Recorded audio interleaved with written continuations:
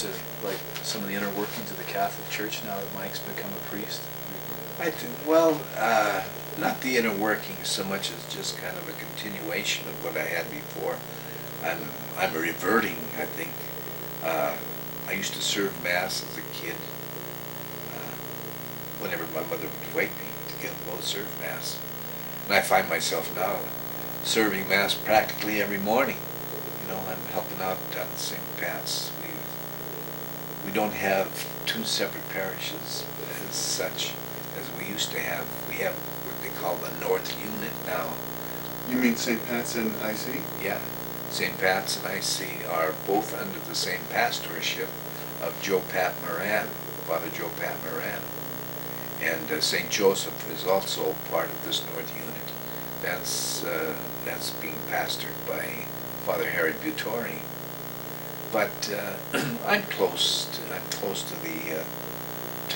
clergy in the north here, and I find that I'm a member of the choir, and I'm active. Well, were you active when the church cut back on some of the parishes? Were you involved in some of that? Yeah, at the time I was the president of the parish council down at the then Immaculate Conception Church. This was before they got the North Unit together. I was president of the council down there for about 10 years. But I find myself now, I'm slowly but surely just getting down to what I can do easily, rather than, going to a lot of extremes. I like to think of myself as still being a relatively active Catholic, but there are a lot of things that I don't do.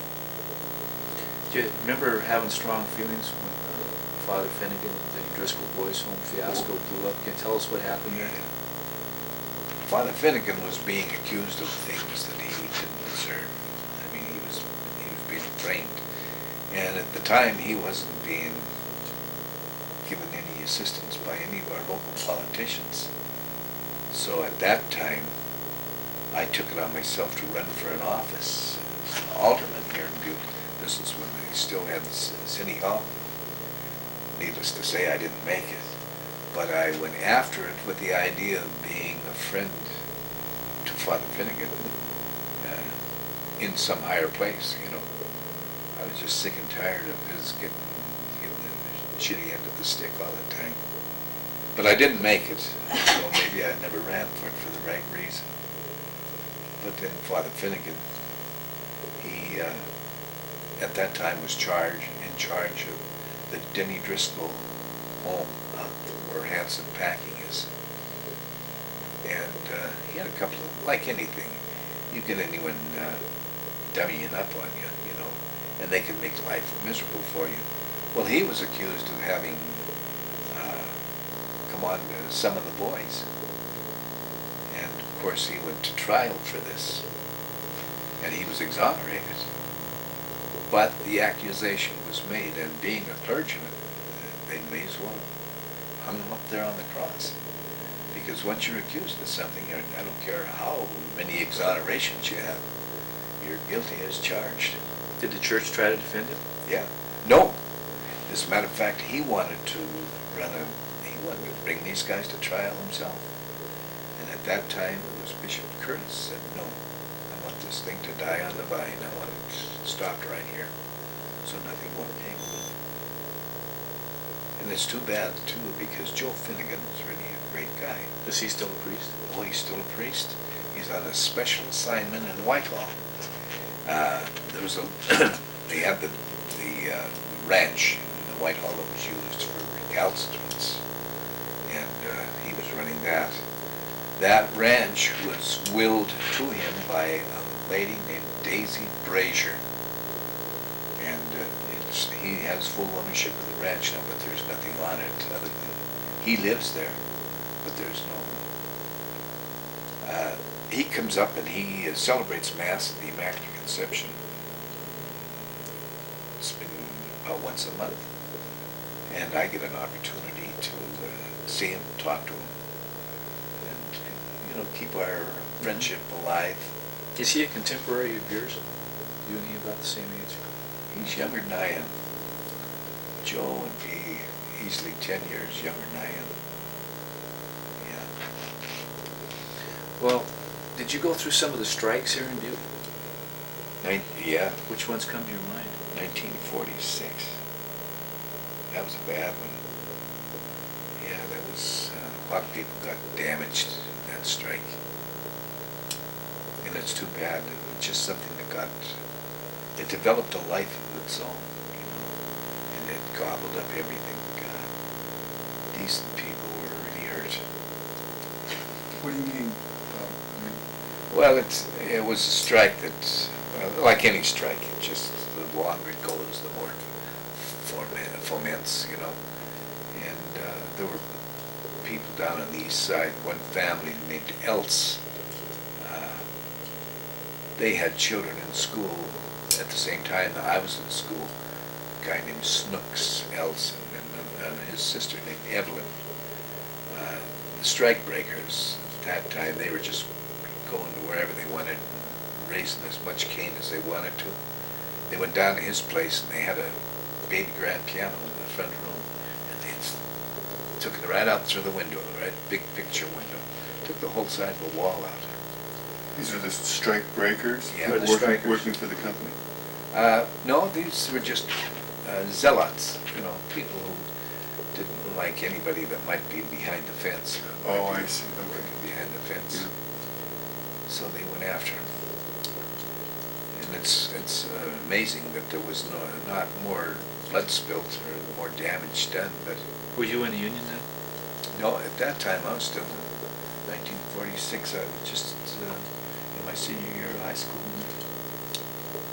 Yeah, What other ones come to mind? that's about the only one. What about out there at the pit in the late 60s when that finally shut down? You were down there? Yeah, seeing that they had come to kind of a civilized way of handling things. I was working for the Anaconda Company at the time, and I was working in the warehouse. And so we were given permission to go to work because we were salaried people. We weren't union people. We were salaried people. Gosh, I remember I was kind of the mail boy, or I would run the warehouse. I would run papers down to the purchasing office every day, or I would run papers out to the various departments. I remember trying to deliver these instructions down at where was it? I forget which place I was trying to get into, and there was a picket line set up. And the guy walked over to my car window. I rolled the window down. He says, "What are you doing here?" And I told him, I said, "Well, I'm from the warehouse. I'm a salaried employee, but I have to deliver these papers." And this guy called in. He said, "This guy thinks he's going to deliver some papers here." And there was about 8 or 10 of them got out of both sides of the car, and they started rocking the car like they were going to turn me upside down. It's a wonder I never killed somebody trying to get out of there. But I put the car in the reverse and backed up. Went back up to the warehouse, and I told John Tobe, and I said, "I'm not delivering any more papers to anywhere in this." I was ready to quit my job. And he said, "Well, you're going to have to." I said, "I am hell going to have to. I'm not going to. I'm not going to try to go through one of those picket lines. I'll get myself killed." This was in the late 60s. Yeah. Yeah. But that's about the only other episode I had with the strike. Well, do you remember when they had the big explosion out in East Butte? The dynamite explosion? Yeah. Emil Gay was killed. Were you around for that? Or, did you ever hear about the I was details here of in it? Butte. This was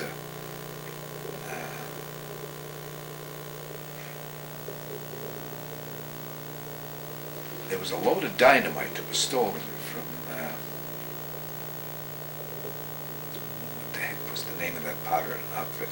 It was Lavelle powder. There was a load of dynamite stolen. And it was put out by where the Pittsmont is. It was hidden out there. And it was ransomed, as best I can remember. This is really vague. But anyway, the police got wind of it, and they were told to go out and find the stuff at the Pittsmont. And the story has it that the person who had stolen the dynamite was up on one of those black slag dumps with a rifle. And when people got down close to it, Nick Harper was with him. Nick Harper lived up right next door to where you're living now. Did you know Bob Harper's dad, Bob the Harper's deputy sheriff, dad. yeah. He was the deputy sheriff at the time. But anyway, he was creeping through, and they were trying to get a visual point, you know, where they could find, they could see what's going on. And somebody lobbed a shell into this dynamite, and it went up with a bang. It was breaking windows all over Butte. Nobody got killed, but to my knowledge, or did they? I think maybe Emil got it. Emilgate. Yeah. You're right. What about the fires? Did you ever